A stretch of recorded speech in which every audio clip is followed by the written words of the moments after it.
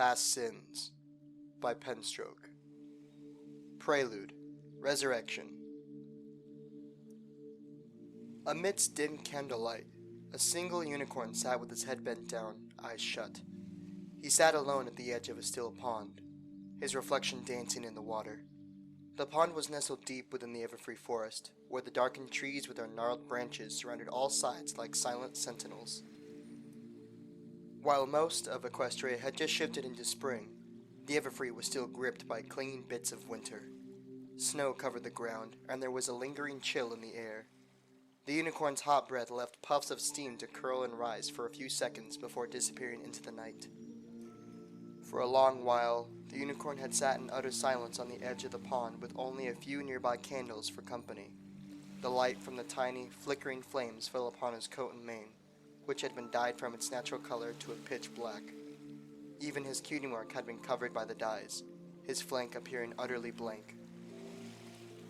Only the quiet sounds of the forest were audible. There was the creaking of the trees, the shifting of the pond water, and the occasional buzz and chirp of insects. In all, it was a scene of tranquility, and it was just what the unicorn needed to prepare for the task of the evening. Yet, as he took another deep breath, hoofsteps began to echo across the trees. "Nexus, we're ready when you are." The black unicorn, spell Nexus, took in another breath, and his turquoise eyes opened as he turned to look at the pony who had approached him from behind. "I will be along shortly." The pony who had interrupted gave a nod before disappearing back into the forest. Nexus waited for the hoofsteps to fade into silence before lighting his horn. His magic flowed freely, and he used the mystic energy to reach to his side and levitate a number of items into the air. He then looked skyward, fixing his gaze on the moon. "Our queen, guide me this night, for it is beneath this full moon that our efforts come to fruition." Nexus spoke the words slowly with a voice that carried the tone of a pony well practiced in preaching, whose words could inspire loyalty and devotion. It was a voice that had drawn great minds and strong bodies to the cause, though at the moment Nexus spoke only to himself as he lowered his head and touched a hoof to his chest. "Let me be merely a vessel for your will and strength until the deed is done." The levitating items drew close to him and began to circle slowly.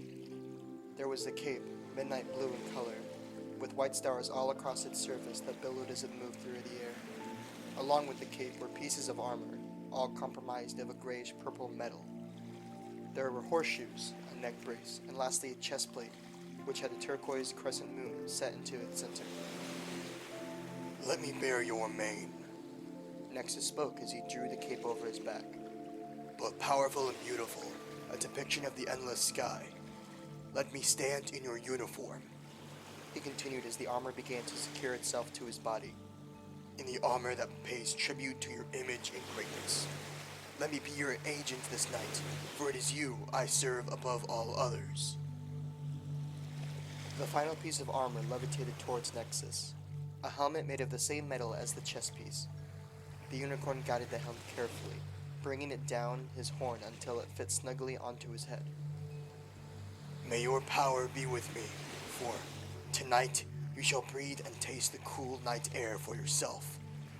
You shall look upon the world with eyes of your own, and no longer will you be forced to share a body with a weak foal as you have in the past. Tonight you shall be your own mare, never again to be threatened by the elements of harmony." Nexus rose to his hooves and looked at his reflection in the pond. He now appeared the ultimate doppelganger of his mistress, and, like any eager acolyte, he was ready to bear witness to her power and knowledge. Through the efforts of him and his group, they would see their queen rise again. Yet it was only he that was allowed to look so much like the queen, to lead the spell that was about to be cast. It was his place of honor, one no pony would steal from him. "Tonight, Nightmare Moon, your followers shall grant you a life of your own, and the tyrants of sun and moon shall fall." Mentally prepared, Nexus turned from the pond and began to walk into the forest. He followed a trail that connected to a nearby clearing, which came into view quickly. The clearing was occupied by several unicorn, pegasi, and earth ponies who were moving back and forth across the space as they constantly checked their work. The ground had been cleared of snow, though a few piles were left dotted about the space. On both the exposed ground and on the piles of snow, there were wooden bowls filled with oil-soaked powders. Paint had been employed to draw arcane lines of power, and cloaked pegasi worked in the air above to push clouds together to hide the clearing from prying, skybound eyes. All the ponies Nexus saw wore the black cloak of the Order, except for 3 who stood giving orders, a pair of pegasi and an earth pony. They, like Nexus, wore the honored armor, though he alone wore the flowing, star-fueled cape in the helmet. Only he had the honor of wearing those vestments. "How close are we, Nightwind?" Nexus asked as he approached the trio. "Cloud cover is almost complete, and the Pegasi only need a few minutes to get their bows." The dark purple Pegasus answered, staring back at Nexus with her turquoise eyes. Such eyes were a sign of the Order, a blessing that granted not just their majesty's regal turquoise eye color, but also enlightenment. "Good," Nexus said before turning to the earth pony. "Stonewall, do you have the items?" "They have not left my sight since our departure from Canterlot, Nexus," the earth pony replied, motioning to the bowl that was currently resting on his back. "And Greygale, is our special guest awake?" "Oh yeah, she just woke up," the gray Pegasus answered. "And boy is she scared." "That's because you told her Stonewall would snap off a horn if she tried to escape." Nightwind snipped. Greygale shrugged her shoulders nonchalantly. "Hey, it kept her from trying anything." "She couldn't try anything even if she wanted to. She's got an anti-magic brace on her neck." "You have all done well," Nexus spoke, stopping the argument before it could go any further. "But now we must all take our places. Stonewall, take the sacred items to the center of the ritual. Greygale, Nightwind, prepare your torches and head to the sky." The 3 nodded, moving to their assigned tasks while Nexus turned his attention to one side of the clearing. There, laying on the ground, was a mare who had her hooves hog-tied with a rope and a cloth bag over her head. Treading carefully, Nexus moved between the wooden bowls and approached the hog-tied pony. Her violet coat was dirty from lying on the ground, and her dark purple mane was a rough mess. The sight of her like that made Nexus smile, and, once he was close enough, he used his magic to remove the bag on her head to reveal her terrified eyes. "I'm so happy you were able to join us this evening, Miss Sparkle." "Who are you?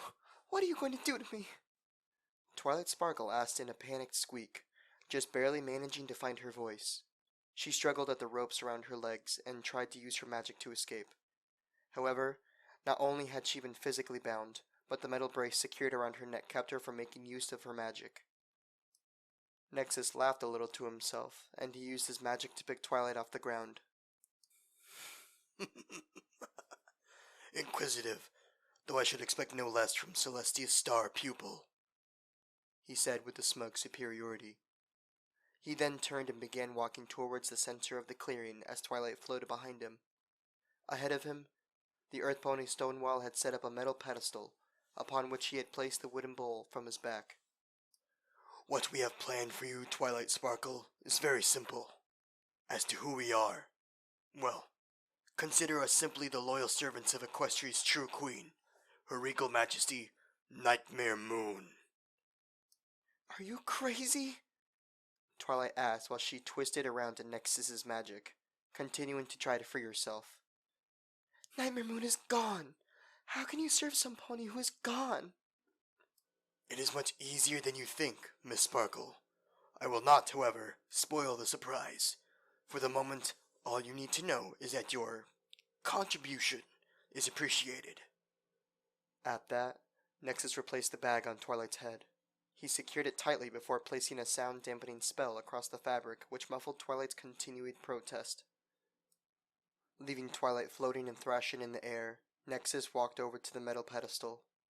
He examined the contents of the wooden bowl set upon the tall, narrow metal table, and his eyes gleamed in anticipation. Inside the bowl were curled sheets of what looked like paper, They were black in color with a big turquoise crescent moon adorning the largest of the pieces. Nexus then turned his attention to a dagger resting beside the bowl. Picking it up with his magic, the blade was fine, sharp, and clean. It had never been used, although Nexus intended to change that. He turned back towards Twilight, who was still twisting, flailing, and shouting out muffled protests.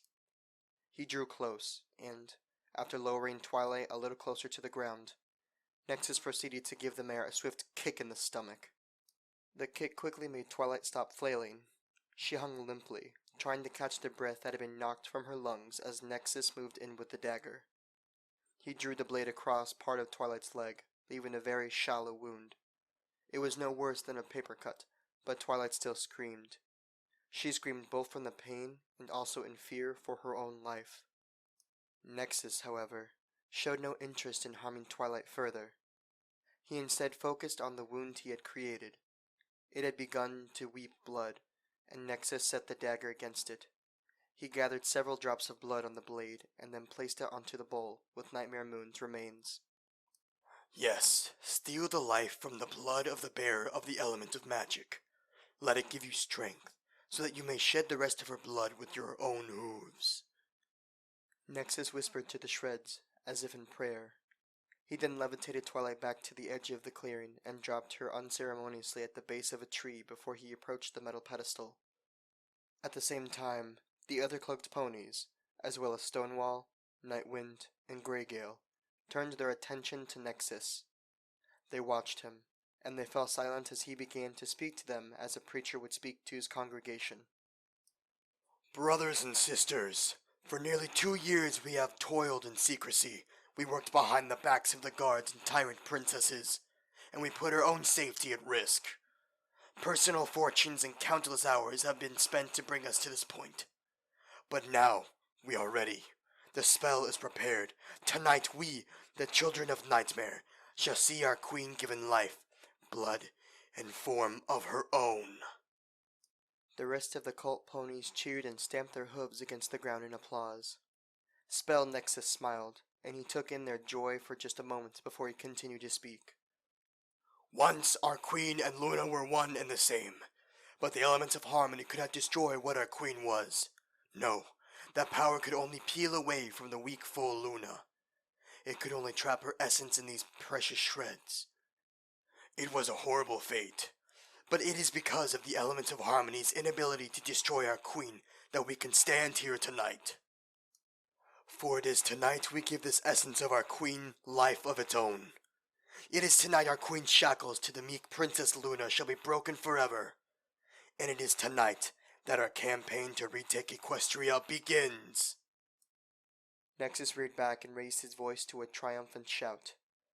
Now lead your magic to the spell, my brothers and sisters, for tonight our victory is at hoof. For tonight Nightmare Moon will be reborn anew. The cult cheered, sharing in Spell Nexus's jubilation before quickly going about their work. The unicorns formed a circle around the clearing, and their horns glowed as the lines of paint they had drawn on the forest floor came to life with blue incandescence. At the same time, Stonewall, one of the few earth ponies at the ritual, walked around the circle. With a torch in his mouth, he lit the bowls filled with oil-soaked powders, causing them to flare with an eerie blue flame. A similar scene was occurring in the air before the ritual. There, the Pegasi cult members held more bowls of powder, keeping them aloft while Greygale and Nightwind flew amongst them. The two armored Pegasi lit each bowl with practiced efficiency before joining Stonewall on the edge of the spell, where the trio would watch as it unfolded. Spell Nexus himself watched all this, and, once all the bowls were lit, he waited until the air became sufficiently saturated with magic. He then used a spell of his own to take the fire from one of the bowls. He held the fire gingerly and carried it over to the ritual center, slowly, so that it wouldn't die. Then, with a final pleased smile, he tossed the fire into the bowl containing the shreds of Nightmare Moon and the bloodied dagger. The shreds burst into flame almost instantly, and Nexus quickly retreated to the edge of the circle to join his fellow unicorns. There, they all began to twist and form the magic in the air, working it like potters with clay.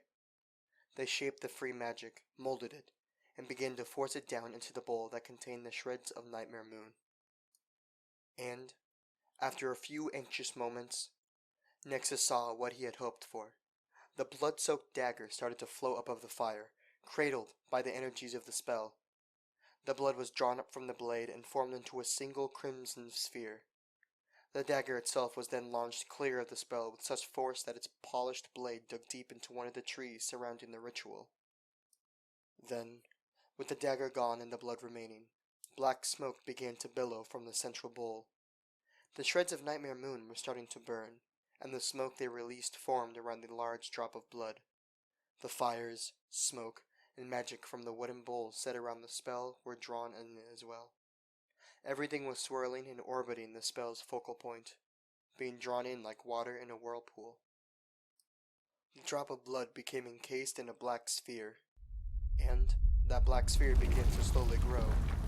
It drew in the fire and smoke and everything else, growing larger with each passing moment. Yes, it is working, my brothers and sisters, Nexus called out. She's beginning to take shape. Our queen shall soon be...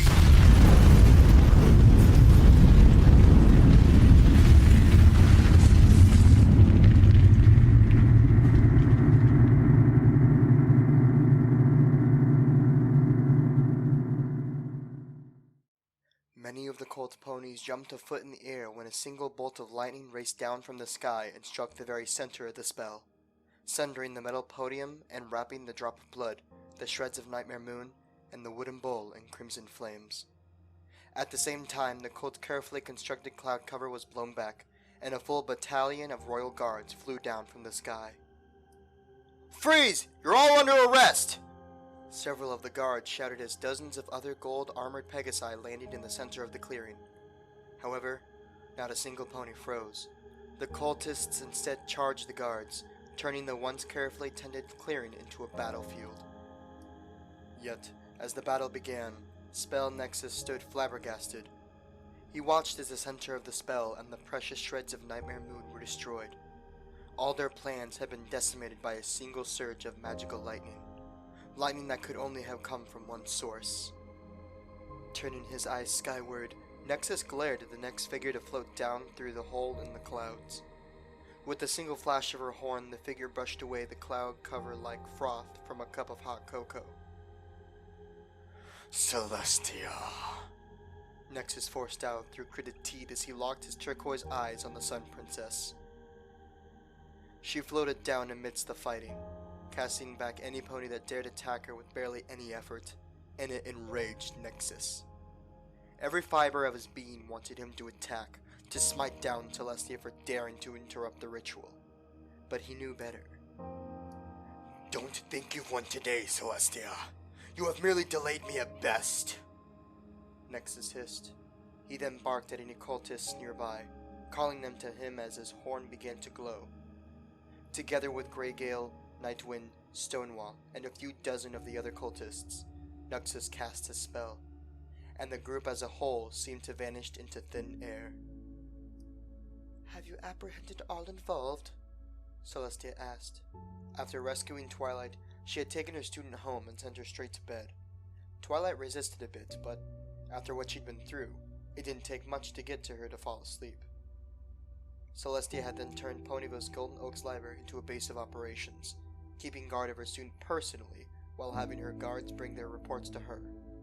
We have captured a great number, but we believe some were able to escape by using magic to disguise themselves, the guard reported, head bowed respectfully to Princess Celestia. We believe it was an invisibility spell, and we followed their tracks into the forest. Unfortunately, the tracks eventually ended. We are currently working under the belief that the missing cultists realized their mistake and corrected the spell so it hid their tracks as well.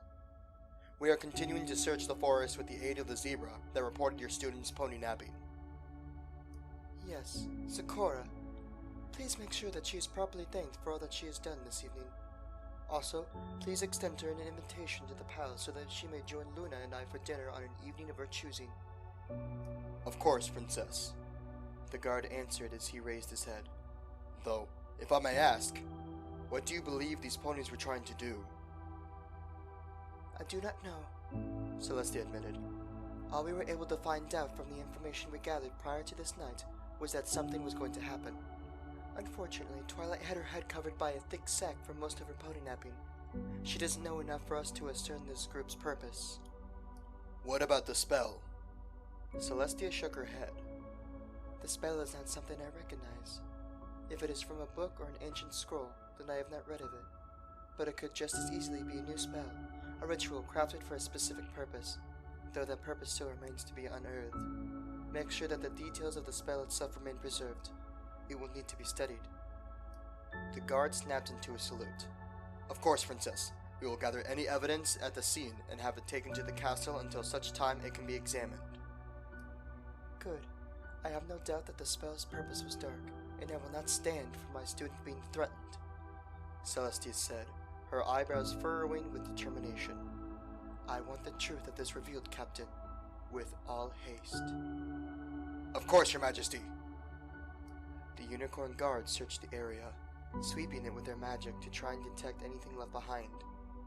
What remained of the wooden bowls were gathered, and any unburned powder was collected together into a single bag. Everything and anything that was not natural to the Everfree Forest was taken from the clearing, though the guards did not extend their search into bordering trees and bushes once it became clear the ritual's radius ended at the tree line. All that was gathered was loaded into a waiting chariot, and, once the unicorns were finished, the Pegasi hitched to the chariot took flight. They rose quickly into the sky before banking towards Canterlot. At the same time, the unicorns below began forming into a line while the lieutenant of the squad began to relay orders. Alright, stallions, let's go join the group searching the forest for any of the cult members that might have escaped. Give higher priority to those that appear to be unicorns. One of them used some kind of crazy magic to get away, and we don't want that to happen a second time. Sir, shouldn't some of us remain here to guard the crime scene? One of the soldiers spoke up, a newer recruit to the Royal Guard. No, these cultists are too careful for that, the lieutenant answered his recruit. If the Zebra Zakora hadn't witnessed Twilight Sparkle's pony napping, we wouldn't have even known any of this was happening. That means these ponies planned all this without Princess Celestia or anyone in the guard finding out about it. And that means they're not going to backtrack when they've got a battalion of guards hot on their tails. Besides that, the lieutenant continued, this isn't Central Park in Canterlot. The Everfree's dangerous. There are monsters in here that could eat a pony twice my size in a single gulp, armor and all. This isn't a place where we want to spend any more time than necessary. But, if you want to stay here and guard the scene of the crime, be my guest. Just watch out for the hydras, the veteran guard concluded. He then motioned to the rest of the squad, guiding them out into the forest to join the ongoing search. Only the guard who had spoken up remained in the clearing as the others disappeared amongst the trees. He remained there for a minute, but then the lieutenant's words got to him. He broke into a gallop, sprinted to catch up with his comrades, and left the clearing to once more succumb to the calm quiet of the Everfree Forest. Yet, the magic that lingered in the air like a heavy mist began to shift, sparkling in the cool night air as if it was drawn to one side of the clearing. There, hidden away by a bush a few feet into the forest, a black sphere lay amongst the dirt. It was the same sphere which was cast away from the center of the spell by Celestia's bolt of lightning.